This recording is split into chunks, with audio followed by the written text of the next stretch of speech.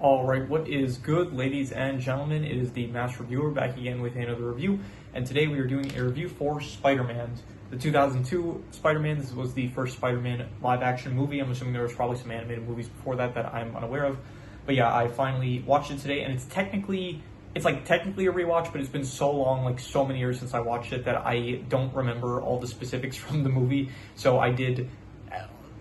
Most of it felt very familiar when I was watching. It's like, oh yeah, I remember watching this, but it's a rewatch, but it's kind of like, it's been so long that I watched it that it's kind of like it's a pseudo first time watch for me. So I'm considering it a rewatch, but even so, it's been like so long that I don't remember a lot of the stuff that happened. So yeah, anyway.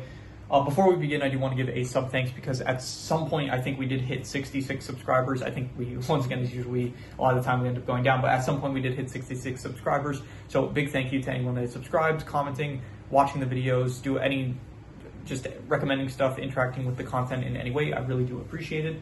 And yeah, let us just get into it, starting off with the plot. So this is probably like the most Spider-Man film that there is. This one is like, it's got all the notes of Ben Parker basically giving the I'll start from the beginning. Basically, Peter Parker, it's the standard story that most people probably know about Spider-Man. Kid Peter Parker, he ends up getting bitten by a radioactive spider. From that, he ends up getting spider powers, and his uncle Ben Parker, he ends up getting shot during a robbery. And before he ends up getting shot earlier, he ends up telling Spider-Man the whole "with great power comes great responsibility" line. And then the film is Peter Parker. He is stopping crime. He's being a friendly neighborhood Spider-Man, stopping crime when he can, being as helpful as possible. The city isn't really sure what to think of him. You have J. Jonah Jameson, who still thinks that he is a menace even with all the good that he is doing. And then there is also Norman Osborn, who wants to get a contract with the U.S. government, and so he ends up doing a test on himself in order to speed up the research about some certain, I forgot specifically what it was, but some certain thing that they're developing something like a drug or something like that probably, and so he ends up testing it on himself. It ends up causing him to develop a split personality disorder, and so he now has this split personality of the Green Goblin. So he ends up, I don't really know honestly where he got the uniform, not the uniform, but the armor of the Green Goblin, because I don't think it was shown to us before the point that he actually wears it, but he ends up having this armor that he wears of the Green Goblin armor, and then he rides on this contraption that his company was building as well. And yeah, so the Green Goblin wants to, I guess, it's honestly, it's not really the best explains the whole motives of the Green Goblin. It's just kind of, Green Goblin is meant to be it's sort of like a mask type situation, where in the mask would kind of bring out Stanley Ipkiss's innermost desires, and I guess the Green Goblin is like that to an extent, where the Green Goblin is bringing out the evil desires, I guess, of Norman Osborn, where he is killing the people that tried to get him fired from his company. He is trying to stop Quest, which is his rival company, from getting government contracts and stuff. So the Green Goblin is just trying to, basically doing the stuff that Norman Osborn knows is wrong for him to do. So the Green Goblin is carrying out his innermost desires, I guess, kind of. So, but it's not really clear. He wants to team up with Spider-Man, and he's like, think of all the good think of all the stuff we can create, think of all the power that we'll have together. It's not exactly clear, like he wants to take over the city or something like that. So it feels like his motivation could have been developed a bit better, I would say. So, but yeah, anyway, the Green Goblin ends up attacking Peter throughout the movie, at first at the Unity Day Festival that Spider-Man, I guess, as Peter Parker is attending, so he ends up attacking the place. Spider-Man comes to stop him, and then later on he ends up tricking Spider-Man to enter a burning building, where he then confronts him again. From there, Spider-Man ends up cutting his hand, and so on Thanksgiving, when Peter ends up seeing Norman Osborn deduces from the cut on his hand, he deduces that Peter is Spider-Man, and so from there, Norman ends up kidnapping Mary Jane, because everyone kind of knows that Peter really likes Mary Jane.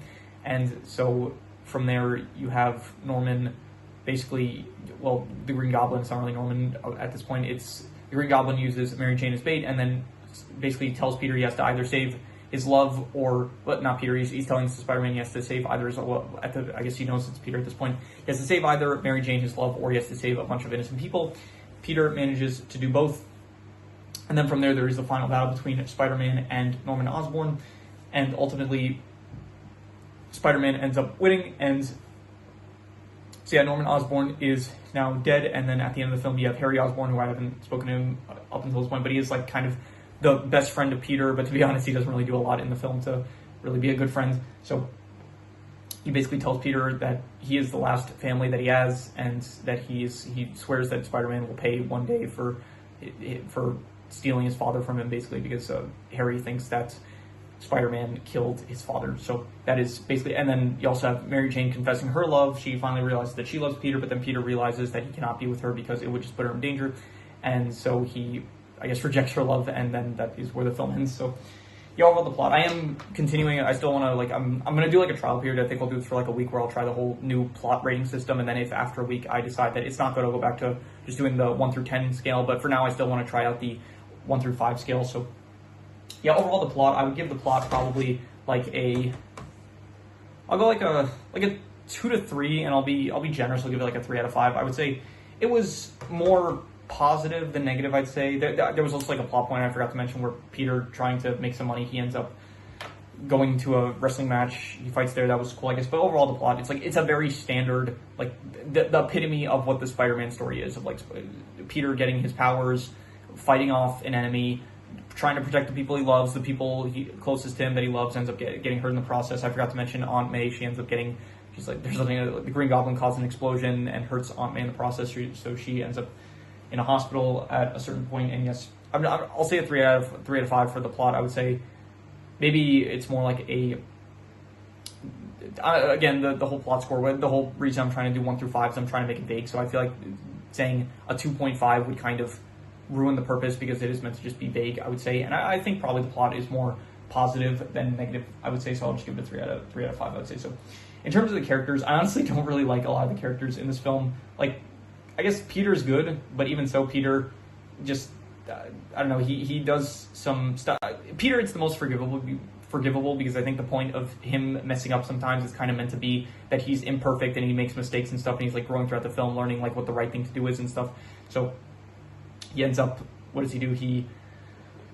He ends up like letting the criminal run away with the money because the guy that was supposed to pay him for the wrestling match didn't end up paying him. It ends up leading to Uncle Ben's death. Besides that, he knows that Mary Jane is dating Harry, and he still is fine with kissing her as Spider-Man, even though, I don't know, that just seems like a shitty thing to do as a friend. But even so, Harry himself is not like a great character. Like, morally, he ends up basically insulting, not really insulting, but like he says like, oh, that's kind of lame stuff. But like Peter tries to like tell him some information about the place that they're at, where Peter ends up getting bitten by the radioactive spider, and so he ends up like telling him some stuff about the place and the spiders and stuff. And then Harry's like, oh, that's pretty lame and stuff. But then he uses those lines in order to impress MJ. So I thought that was a shitty thing to do as a friend. And so yeah, also Harry is like not great to MJ, where Norman basically tells Harry, oh, she's only with you for your money, and then he defends her, but then afterwards, when he comes back to MJ's like, oh, he calls Norman like, she calls Norman like a creep or something like that, and then Harry still defends him, which fine, but even so, like, she's rightfully upset after what Norman said about her, I guess. So Aunt May's fine. Ben is good, I would say. Ben and Aunt May, I thought they were good characters. Mary Jane, I don't care for. Her whole thing is, I felt no chemistry between her or Peter or Harry. Like, her character just had no chemistry, it felt like, with Peter, even though throughout the entire movie they are kind of trying to show Peter likes her, and I guess by the end of the film she likes Peter, but I did not feel the chemistry at all, I gotta say. So who else is there? J. Jonah Jameson I thought was great. J.K. Simmons does a great job in the performance, so that was great. The wrestling match, I guess, was cool. Randy Savage, I think he's a wrestler, he apparently played Bonesaw McGraw, so that's interesting to know, I guess. Flash Thompson, meant to be a bully character, does a fine job at it. Not the best, but yeah.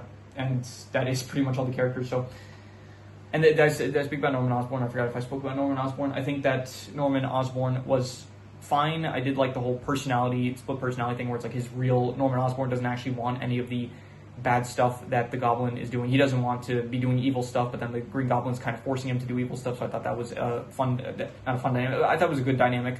But besides that, the character, again, like, doesn't have the greatest motivations, I would say, for the actual villain himself. So I would just say for the characters, I would go like a 5.5. I'll say they're decent, but I don't know, like, I guess Norman and Peter, and I guess Ben, Aunt May, they're good. Harry wasn't great. Mary wasn't great.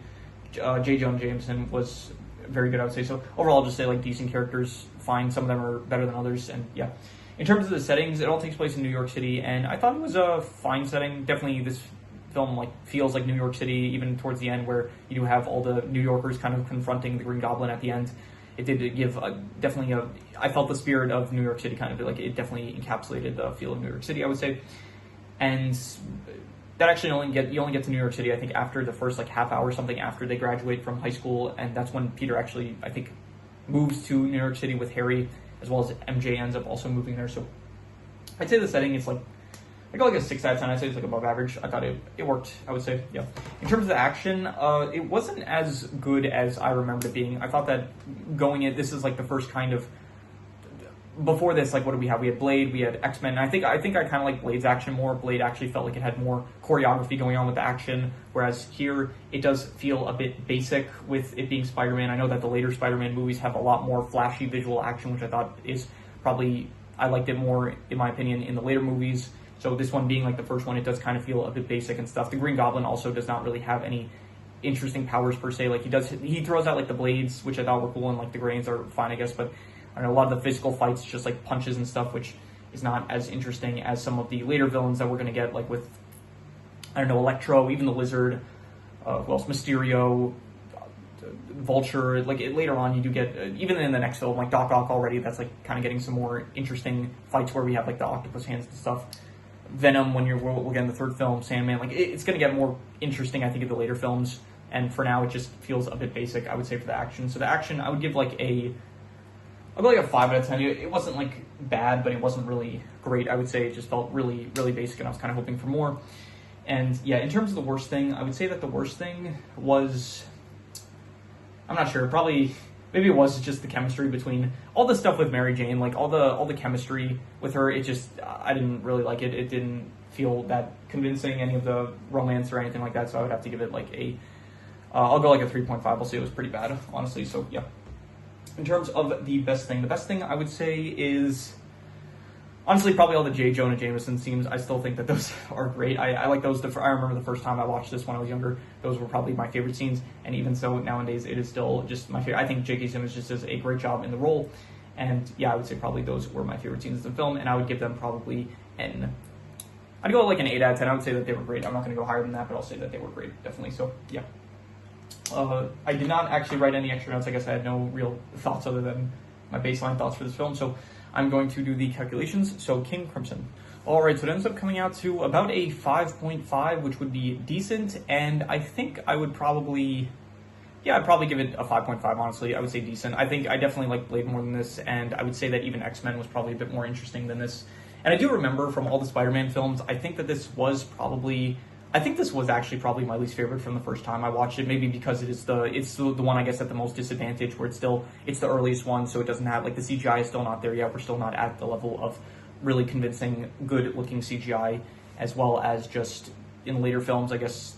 I don't know. This film I remember from when I was younger. I think this was probably my least favorite one, and I guess that might not change from I guess, rewatching these films, but I mean, hopefully that's the case. Hopefully, like, every film moving forward is going to be better than this one, I guess. But even so, I'd give this film 5.5. It's decent. It's a bit worse, honestly, on rewatch than the first time, what I remember watching when I was, like, really young. I don't even remember what age I was. I remember watching the Amazing Spider-Man films when I was probably in, like, I think, what was I, like, 4th grade or 5th grade, something like that, I think. No, even earlier than that, actually. It was, like, no, it was, like, 4th or 5th grade. That's when I watched, like, the Amazing Spider-Man films. And then it was probably around the time it actually came out in theaters.